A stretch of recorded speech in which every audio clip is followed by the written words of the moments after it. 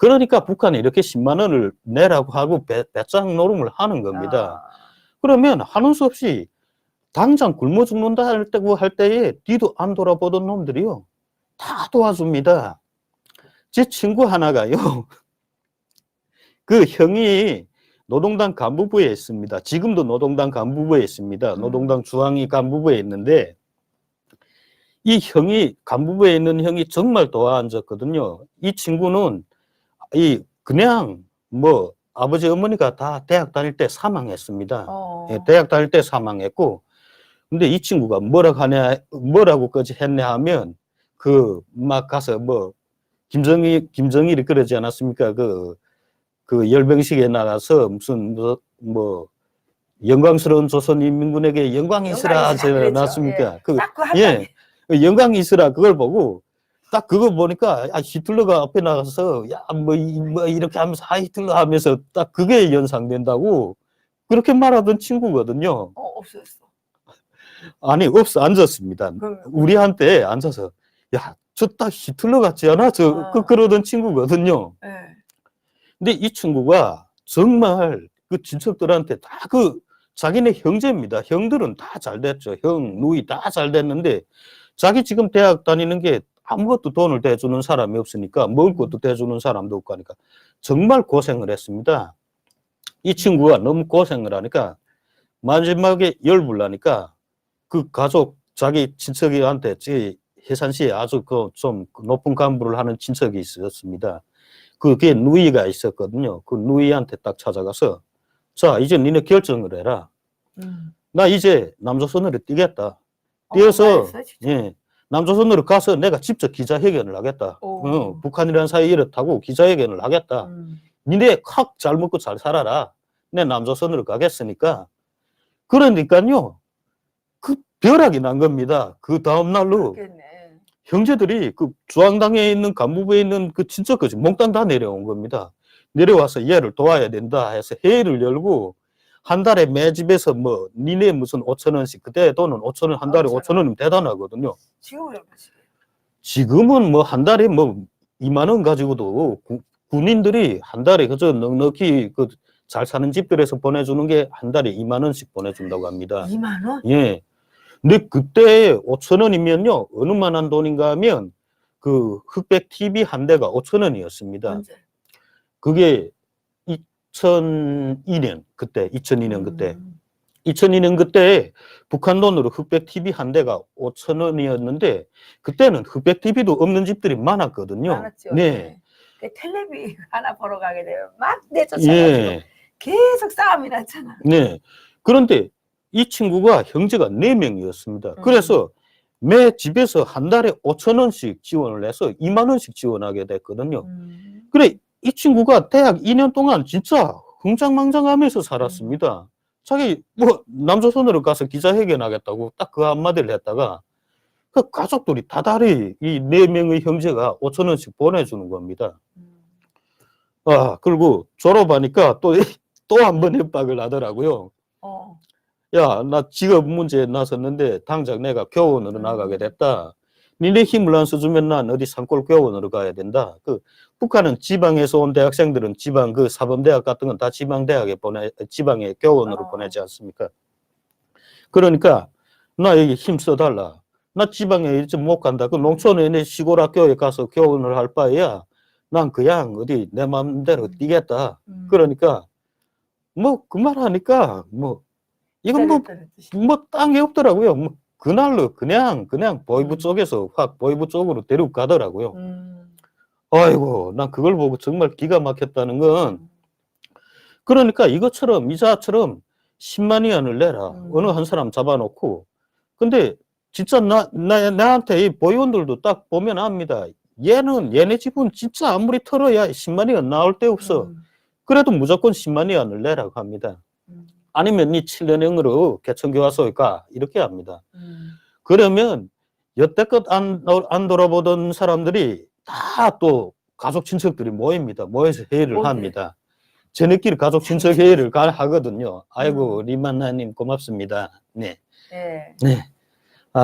도움을 줘서 정말 감사합니다. 예, 그래서 이렇게 모여서 이렇게 회의를 한다고 합니다. 이렇게 됐는데 어떻게 해야겠냐?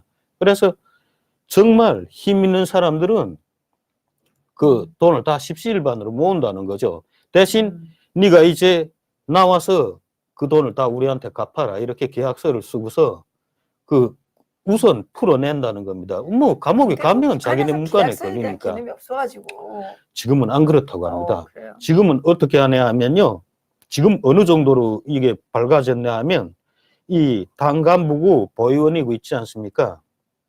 이번에 너 군대 가는데 내가 장담하겠는데 너는 공군에 보내겠다. 이 북한 사람들 요새 공군에 대한 인기가 엄청 높습니다. 왜 공군에 대한 인기가 높은가? 인민군대도 다 건설에 동원됩니다. 인민군대 그저 거의 뭐 7, 80%가 건설에 동원되는데 공군만은 안 동원된다는 겁니다. 공군은 이 뭐 조종사만 안 동원되는 게 아니라 그게 뭐 비행장을 지키는 것부터 뭐 이런 수리를 하는 사람들까지 일체 그 건설에 동원 안 됩니다. 그러니까 공군에 대한 인기가 엄청 높습니다. 대신 똑같은 해군도 다 건설에 동원되는데 잠수함 타는 사람들은 건설에 안 동원됩니다. 근데 북한 사람들은 잠수함이라는 거 타면 그냥 죽는다는 걸 알거든요. 잠수함 같은 데는 죽어도 안 가겠다고 하는데 이 공군은 엄청 지금 요구가 높습니다. 딱히 비행사를 하겠다는 게 아니라 그냥 공군에 가서 끌렁끌렁 돌고 일하러 안 가니까. 노르마라 그래가지고 내주는 게 많잖아. 그건 노르마는요, 딱 공군도 비행사들한테밖에 안 나옵니다. 비행사들한테밖에 안 나오고, 그 다음에 이 기술병종, 뭐 이런 사람들인데 하나도 안 나온다는 겁니다. 그리고 공군도 어느 만큼 한심한가 하면요, 딱 비행기를 타는 사람들한테만 가족들한테까지 다 배급을 준다는 겁니다. 그 다음에 이런 기술병종들은요, 이 비행기 정비를 하고 어쩌고, 이런 뭐 폭탄 창고를 지키고, 이런 사람들은요, 딱 다 가족이 있음에도 불구하고 가족 배급은 안 주고 딱 자기 본인 배급만 준다는 겁니다. 네. 그런데도 이 병사들이 북한군이 다 이 공군에 가겠다고 하는 게 그 건설에 동원되면 지금 뭐 갈마 해양지구 그다음에 이번에 뭐 그게 양덕지구 이거 다 군인들이 건설하지 않았습니까? 그랬죠. 예. 네. 그러니까 무조건 군대를 나가면 그 건설장에 동원된다는 걸 아니까 그러니까 공군에 가면 지금 건설에 안 동원된다. 이래서 공군에 대한 그 지원이 엄청납니다. 근데 공군은 또 관리하기 힘들잖아요. 그러니까 이것도 뒤에 뇌물을 엄청 준다는 겁니다. 그래서 군사동원부 관계자나 아니면 이 보위원 뭐 이런 사람들한테다가 뇌물 줍니다. 자, 지금 내 공군 가겠다. 그러면 보통 공군에 가는 게 중국인민폐 2만 위안을 줍니다. 2만 위안이라고 합니다. 공군 추천을 받는 게. 그것도 뭐 비행사가 되는 게 아니고 북한 사람들 비행기를 타자고 안 합니다. 북한 비행기가 다 고물딱지라는 걸 북한 사람들도 알거든요.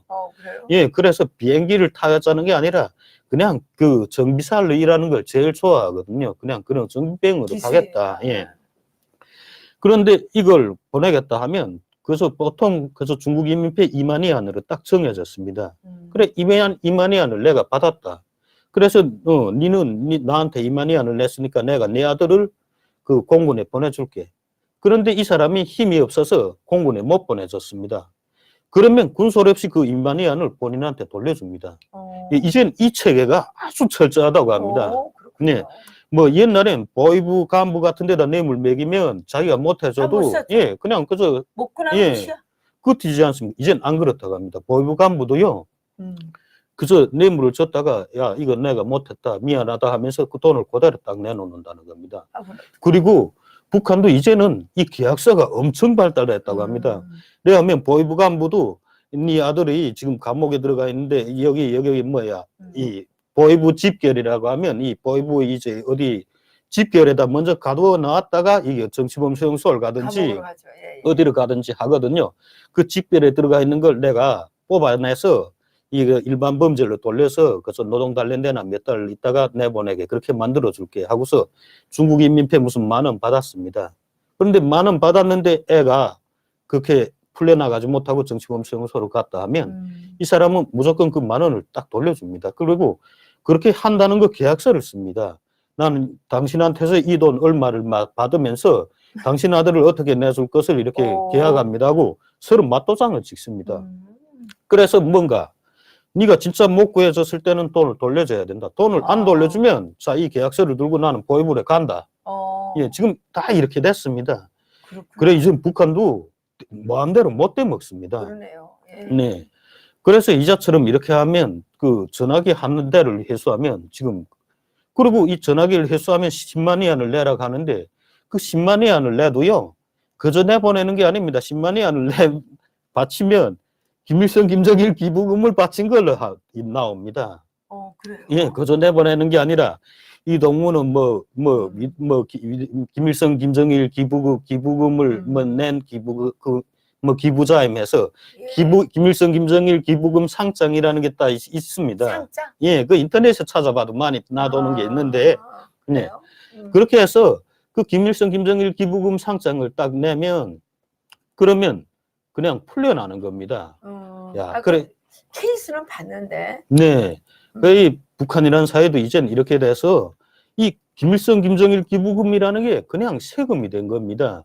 그래서 사람들이 다 말하는 게 기부세라고 합니다. 기부금이라고 안 하고 기부세. 또 이 기부세를 낼 때 됐다. 그러니까 이젠 2월 16일 김정일 생일하고 4월 10일 김일성 생일이 돌아오면 사람들이 제일 먼저 말하는 게 아이고 또 이제는 기부세를 낼 때가 됐구나. 다 이렇게 이야기를 합니다. 그래. 이젠 이 북한의 세금이란 말이 옛날에는 없었는데 이제 뭐 노골적으로 다 그냥 세금. 예. 김일성, 김정일 기부금을 기부세라고 하거든요. 기부세를 내야 된다. 예. 그래. 이젠 뭐 김일성, 김정일 기부금 이런 말을 안 합니다. 그냥 기부세, 세금 낸다. 이렇게 말합니다. 그리고 오늘 저희 이 리버티 코리아 포스트에서도 나왔지만 이제부터 진짜 중요한 거예요? 김여정이 이제부터 진짜 중요해요. 예, 여러분, 예, 정수하시고 네. 아주 요거는 특종이고요. 우리만 하는 거예요. 김여정이가 예, 북한이 김여정을 김정은의 후계자로 내세웠습니다. 네. 이번에 전번에 12월 28일부터 31일까지 노동당 제7기 5차 전원회의를 하지 않았습니까? 이 7기 5차 전원회의 이 맨 마지막 날, 이 31일 날 오후에 비공개 회의를 열었다고 합니다. 31일 날 오후에 비공개 회의. 이 비공개 회의를 열고 김여정이한테 뭘 줬냐 하면 우선 김정은의 후계자라는 걸 선포했고 그 다음에 뭔가 하면 이 본부당 책임비서 본래 최룡해가 본부당 책임비서였습니다. 그런데 저 작년에 4월 달에 이 최고인민회의를 하면서 최룡해를 그 최고인민회의 상임위원장으로 보내지 않았습니까? 그러면서 최룡해가 본부당 책임비서였는데 이 본부당 책임비서라는 자리가 공석이었습니다. 네. 근데 이 본부당 책임비서 자리가 공석이었는데 지금 김여정을 그 자리에 올려셨습니다. 그러니까 김여정은 본부당 책임비서 자리도 꿰차고 그다음에 김정은의 후계자 자리도 꿰찼다는 거죠. 그런데 사실 김정은의 후계자는요 노동당 조직비서입니다. 그렇지 않습니까? 노동당 위원장이 그렇지. 그 김정은이니까 조직위원장이 김여정이 된 겁니다. 아니 지금 그래서 이번에 조직부 이게 김정일이가 그 정권을 이양받을 때랑 스텝이 비슷해 보이네요. 예, 비슷해 보입니다. 네. 그래서 지금 비공개 회의를 열고 이 비공개 회의는요 각 도당 위원장들만 참가했다고 합니다. 이번 전원회의는 각 시군당 이 책임위원장 그다음에 이 각 도 인민위원장들까지 다 참가하지 않았습니까? 그다음에 청년동맹위원장 이 사람들도 다 참가했는데 31일 날에 각 도인민 그러니까 북한의 회의라는 게 얼마나 이게 막 이 얼굴이 뜨거운가 하면요. 같은 간부강연회라고 해도 간부강연회 다 모입니다. 다 모였는데 자 이번에는 이건 사법기관에 대해서 주신 지시문입니다. 사법기관 간부들만 남고 나머지는 다 나가시오 하면 같이 앉았던 사람들이 다 우수수 또 밖에 나가서 기다려야 됩니다. 뭐 사법기관에 대한 지시문을 다 알려줄 때까지. 그래. 사법기관에 대한 지시문이 다 내려왔으면 또 들어오면 이건 뭐 혁명사적 부문에 준 지시문입니다. 비공개 지시라는 겁니다. 그러면 사적부문 간부들만 남고 또 나머지 다 밖으로 비실비실 쫓겨나야 되는 겁니다. 특히 겨울철 같은 때 그렇게 밖에 쫓겨나면 그 추위를 견딘다는 게 정말 보통이 아닙니다. 그런데 이번에 최고인민회의 노동당 7기 5차 전원회의도 그런 식이었다는 거죠. 31일 날 마지막 날에는 또 인민위원장, 시군당 책임위원장 이 사람들을 몽땅 다 불러서 이 인민무력부 그게 전략 미사일, 전략 로켓군 전시관이 있습니다. 거기에 가면 뭐 이제 하성 14, 무슨 뭐 하성 12 이런 미사일들을 다 이렇게 전시해 놓은 건데 그 장소에 지금 다 이 사람들을 데리고 간 겁니다. 거기에 데리고 간 사이에 지금 비공개 회의를 하고 열고 이 김여정을 이렇게 법무당 책임비서 김정일이 후계자를 내정했다는 거죠.